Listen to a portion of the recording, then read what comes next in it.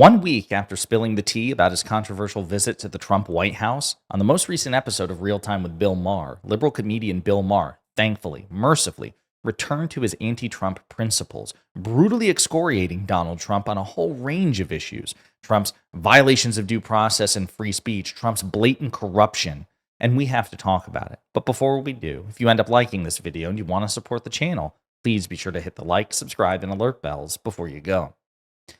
All right, friends, I've got a clip or two to play here from the most recent episode of Real Time with Bill Maher. We're going to play it, and then we will unpack the context of it and why I am somewhat relieved about Bill Maher's position and amenability to Donald Trump, which was in question. So we're going to play this clip and unpack it together.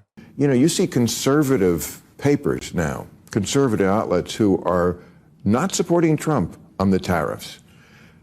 Partly because they're tanking the economy, yes, and partly because it's kind of a form of corruption. And when I say kind of, in a big way. Because you see it already. When you have tariffs, then you can take them off. I mean, he put them on China, but he took them off suddenly at the end, and then he put them back on, of course, because they never last more than a day, on phones and computers. So in other words, you can reward people. I mean, Trump is great at a couple of things. One, finding ways to reward and punish people. And two, finding a way to get bribed. Those are like two of his biggest skills. At crypto, great way to get bribed. And this is also a great way to bribe somebody. So, all of that is true, that Donald Trump's tariff regime is being opposed by so-called principled conservatives out there, even though they are rapidly shrinking in number. The Wall Street Journal and National Review, two major conservative publications that have repeatedly condemned Donald Trump's tariff regime, in part because they think, yes, it is destroying the economy, but also because it opens the door for corruption. All of that is true, and I want to address all of that in just a moment. But listen, if you follow the show, you know that I have a lot to say about Bill Maher, because whether we like it or not, Bill Maher is a major figure in, political commentary and in, political media. Whether you like it or not, he is a big name. And we've seen so often liberals and people who are nominally aligned with the anti-Trump coalition, which is the righteous coalition, have some sort of encounter with Trump, and they're just bamboozled. They're entranced. They're totally won over. And we've seen so many of these viral moments. We've seen political commentators, politicians all turn their tail and turn their sail on their political sailboat when they have some sort of interaction with Trump. And a lot of us were worried that Bill Maher would be one of those people. Now, I've also said before, Bill Maher, just in general, he's a mixed bag for me, because I think he spends way too much time litigating bullshit culture war issues that I think are relatively unimportant in the grand scheme of things. And often I just disagree with his particular take on that particular issue. I think he breathes too much life into this whole notion of the culture war and enlightened centrism. I despise all that. But one of the reasons why I like Bill Maher, or the reason that I have any sort of affection for Bill Maher, is because he has been very relentlessly anti-Trump. And I just think that's a good thing. I think Donald Trump is a terrible person, a malignant narcissist, an authoritarian. And I think it's good to be laser focused on criticizing him, especially when he deserves it, which he always does. And so after this visit to the White House, which was brokered by their mutual friend, Kid Rock, I was worried that Bill Maher was going to bend the knee. And then he does his, last week, he does a 13-minute monologue or recap of his meeting with Trump. And that too was a mixed bag. He said that he confronted Trump to his face about losing the 2020 election, about tearing up President Obama's Iran nuclear deal, about his bullshit talk of a third term, about how the fact that he's scaring people. He spoke to Trump's face and called Trump out for that, which is good. But on the other hand, he spent way too much time. Trump was really charming in person. Well, no shit. That sociopaths are often like that, and it doesn't matter. It doesn't matter if Donald Trump isn't legitimately crazy, but just pretends to be crazy for political affect. What matters is what he does with his power. And even Mark conceded that in his 13-minute monologue. He's like, I get it. It doesn't matter how Trump treats me. It matters how he treats the rest of the world. And that's just objectively bad. But there was a lot of people, there were a lot of reasons, and there were a lot of people who were concerned, okay, does this mean that Bill Maher is going to start being friendly to Donald Trump? Well, so far, he's not been. If you watch that full episode of Real Time with Bill Maher, he repeatedly calls out Donald Trump. Again, not just for the tariff corruption. He even called out the cryptocurrency corruption as well. But he discusses the Kilmar Abrego Garcia case and the slippery slope there. We're probably going to play another clip in just a second. So the good news is, at least so far, Bill Maher is staying true to his anti-Trump principles, recognizing that Donald Trump is an idiot, Donald Trump is corrupt, Donald Trump is an authoritarian nightmare, and Donald Trump should not be president, and he's still worse than any Democrat. That's good. So now let's deal with the merits of what Bill Maher had to say in that particular video, which is, again, the fact that even conservative outlets are calling Trump out for this. I was reminded of an editorial board piece just written just a few days ago about the recent brouhaha between Donald Trump and Federal Reserve Chairman Jerome Powell. And I think it's worth noting, okay? Because again, the reason I like using conservative publications against Republicans is, again, I've said it before and I'll say it again, as somebody who is firmly aligned with the Democratic Party, as someone who considers himself progressive, others consider me liberal or progressive, depending on your vantage point, but I'm not conservative. And so me criticizing Trump, as far as conservatives are concerned, carries very little weight because, okay, well, you have TDS, you're a liberal, you're one of them lib cucks. But a conservative with the reputation of the Wall Street Journal and the National Review, maybe that'll eventually get through. So let's take a look at this. Donald Trump's tariff war isn't going well, with market ructions and evidence of a slowing economy. So it was probably inevitable that Trump would demand that the Federal Reserve ride to his rescue by cutting the interest rates. Trump took to social media Thursday morning to blast Fed Chairman Jerome Powell with his familiar nuance. Jerome Powell of the Fed, who is always too late and wrong, yesterday issued a report which was another and typical complete mess. Oil prices are down, groceries are down, the USA is getting rich on tariffs, Trump wrote. Too late, should have lowered interest rates like the ECB long ago, but he certainly shouldn't lower them, or he should certainly lower them now. Powell's termination can't come fast enough. Now, again, the only thing that Trump was right about there is that oil prices are dropping, but that's a sign of a global recession. It's because the global oil market is afraid of a recession. That's nothing to celebrate. We'll continue.